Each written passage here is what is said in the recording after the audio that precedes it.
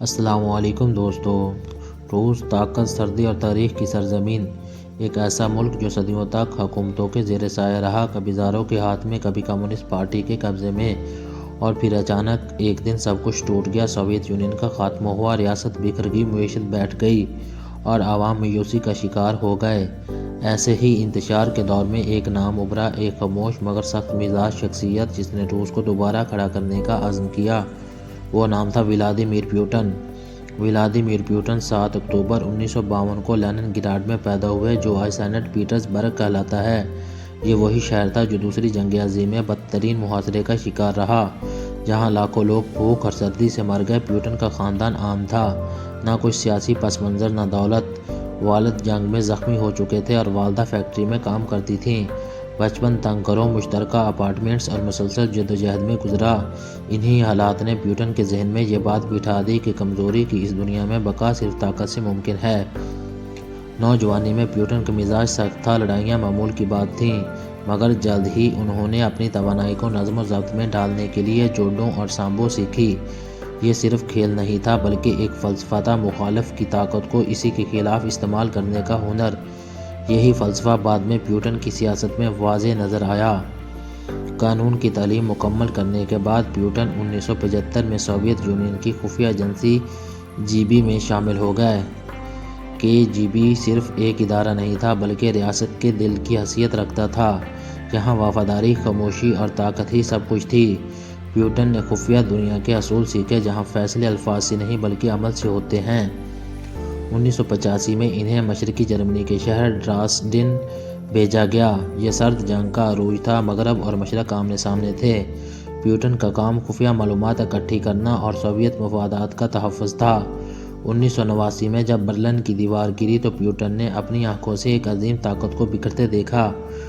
وہ لمحہ ان کے ذہن میں ہمیشہ کے لیے نقش ہو گیا۔ انہیں یقین ہو گیا کہ اگر ریاست کمزور ہو جائے تو اس کا انجام صرف ذلت ہے۔ 1991 میں سوویت یونین ختم ہو گیا۔ روس معاشی تباہی، کرپشن اور جرائم کی دلدل میں پھنس گیا۔ عوام کی بچتیں ختم ہوتی گئیں، ریاستی ادارے مفلوج ہو گئے اور مغرب روس کو ایک شکست خوردہ طاقت کے طور پر دیکھنے لگا۔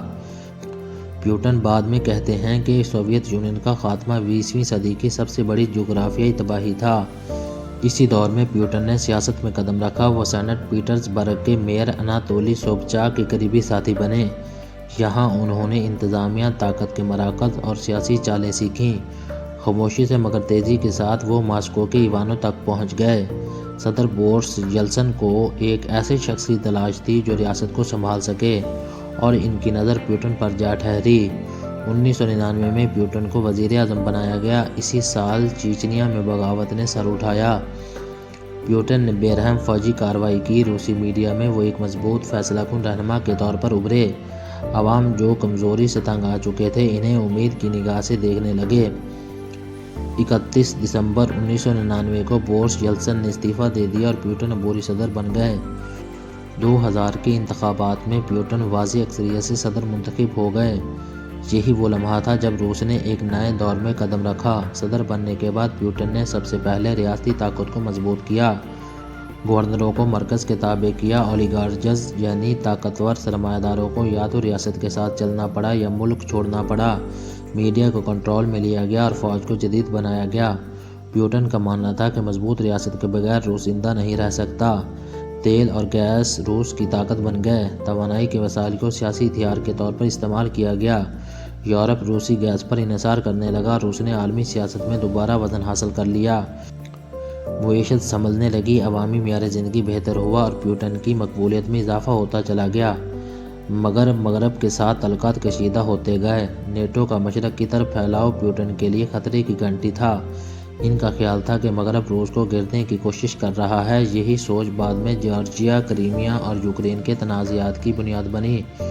2014 میں روس نے کرائمیا کو اپنے ساتھ ملا لیا۔ مغرب نے پابندیاں لگائیں، مگر روس پیچھے نہ ہٹا۔ پیوٹن نے اسے روسی مفادات کا دفاع قرار دیا۔ اسی دوران شام کی جنگ میں روس نے براہ راست مداخلت کی اور خود کو ایک عالمی فوجی طاقت کے طور پر منوایا۔ 2022 میں یوکرین پر روسی حملے نے دنیا کو ہلا کر رکھ دیا۔ مغرب اور روس آمنے سامنے آ گئے۔ پابندیاں مزید سخت ہو گئیں، مگر پیوٹن اپنے موقف پر قائم رہے۔ ان کے نزدیک یہ جنگ صرف یوکرین کی نہیں بلکہ روس کے وجود اور خود مختاری کی جنگ تھی۔